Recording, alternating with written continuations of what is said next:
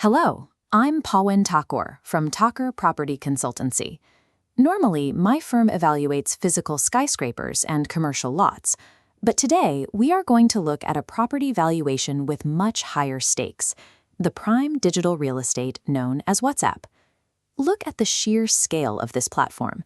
In massive markets like India, it has almost entirely replaced SMS and traditional voice calls as the default method of communication.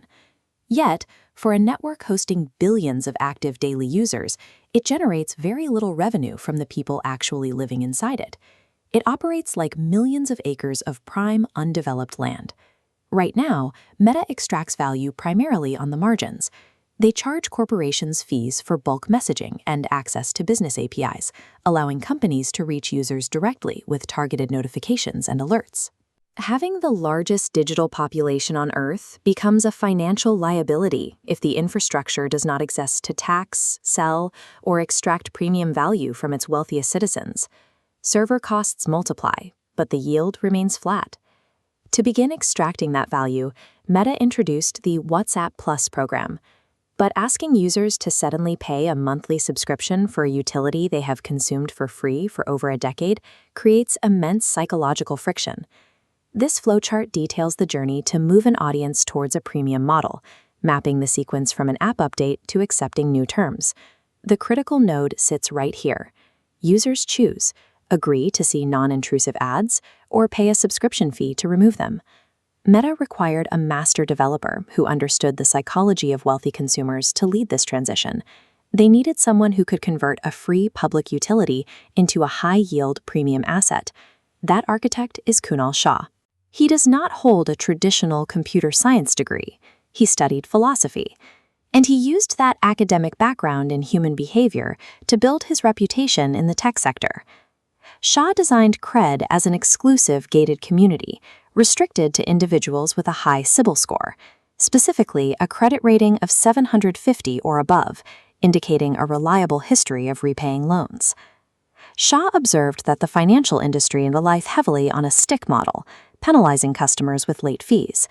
He inverted this approach, explicitly rewarding financial discipline instead of punishing failure.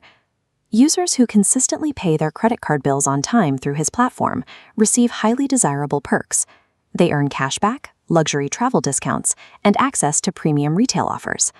By locking the gates and keeping the general public out, Shah ensured that every single member of CRED possessed high disposable income.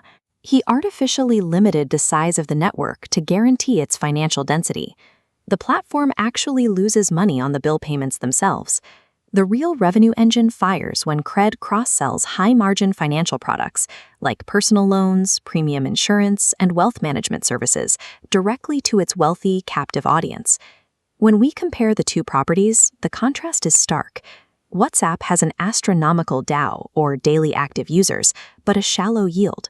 CRED only has 1.7 crore members, but an incredibly deep ARPU, average revenue per user, generating around 2,000 rupees per person.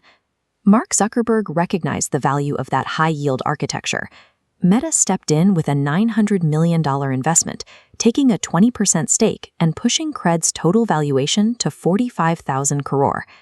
Meta acquired the architectural blueprint for extracting maximum revenue from premium users, installing Shah as the new CEO of WhatsApp to oversee the transition. Shah operates on a principle he calls the Delta 4 theory. It states that consumers will only abandon their old habits if a new product is at least 4 points more efficient than the existing alternative. Applied to Meta's ecosystem, this means bringing native, frictionless financial tools directly into the chat interface. Rather than opening a separate banking app, users will manage wealth and pay bills in the exact same window where they text their family. Before they can offer these services, WhatsApp must first locate its most valuable tenants. They will actively filter their billions of users to identify high spenders, mirroring the demographic strategy used to build CRED. This diagram shows the metrics Meta will use to measure the success of this premium tier rollout. They will track the precise conversion rate of users testing the free trial, measuring satisfaction through the Net Promoter Score at the bottom of the funnel. This adjacent diagram maps out the plan for the freemium users.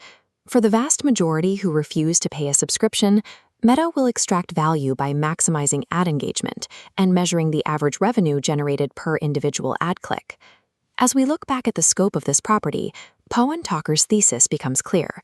Possessing the largest block of digital land is meaningless unless you possess the psychological architecture to build a premium ecosystem your tenants will willingly pay for.